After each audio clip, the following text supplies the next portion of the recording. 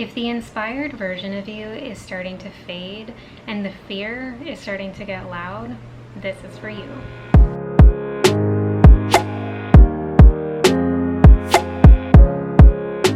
Hello lovely humans, welcome into this video. If you are new to my channel, my name is Abby and I'm doing a 30-day challenge right now that I'm calling the Holy Shift, where I'm shifting my entire freaking life. I made a video on day 9 talking about how I was starting to feel really low. My first week started to feel really high. I was so excited to start this. My life felt like it was shifting, and then on day 9 it felt like it was all crashing down on me. And this is when the doubts and the fear and the what if statements were really coming in hot. So this, when you are starting something new, is so freaking normal.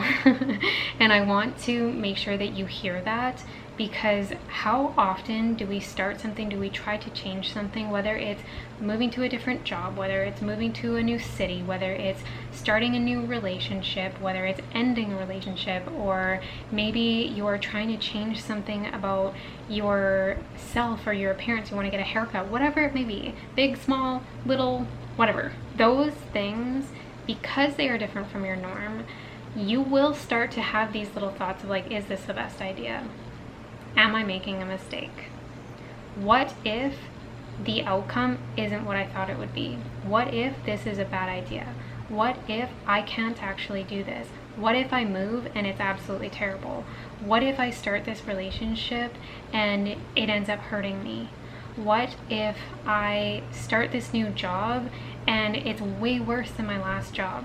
Those doubts are gonna come in every single time.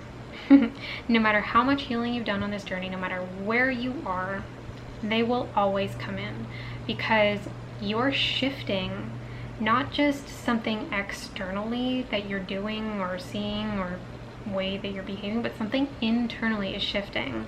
And so your ego, the person that identifies with that part of you, is going to freak out a little bit. Change is hard and it's scary. It wants the familiar. So when you're stepping outside of that, it's going to set off an alarm bell saying, I don't think this is a good idea. We should stay where it is known and where it is safe, even if it's actually not safe for you, but it's familiar. When this came up in me, I second guessed myself of making my day 9 video about it. I thought, I don't really want to show up on day 9 showing people that I feel like I can't do this, showing people that I'm having doubt and I'm having fear of what if I started this whole series saying that I'm going to change my life and I don't? And that is the old way of thinking. I don't think like that anymore. So that's the point of doing this holy shift, is catching that, saying I'm having this really big feeling because I was literally crying my eyes out, and that's okay. What can I do in this moment that's gonna shift that for me now? I felt my feelings. I watched Shrek and I allowed it to just move through me, knowing that it's not me, it's just a passerby, and I don't have to attach to that feeling of doubt. I can just see it and say, oh honey, I see you. It's okay. It's all right to be afraid. It's okay to doubt if this is going to even be possible. It's all right. But tomorrow we're going to get up and we're going to keep going. And instead of waiting for tomorrow to get up and keep going, I filmed a video. My eyes are glossy, my eyelashes are wet, and that's okay. I showed up authentically to my experience. And so much of what we see online is people hiding that version of themselves, and I vowed that I would not do that. I promised myself that when I started this series that I was going to show up not scripted, just me and my experience.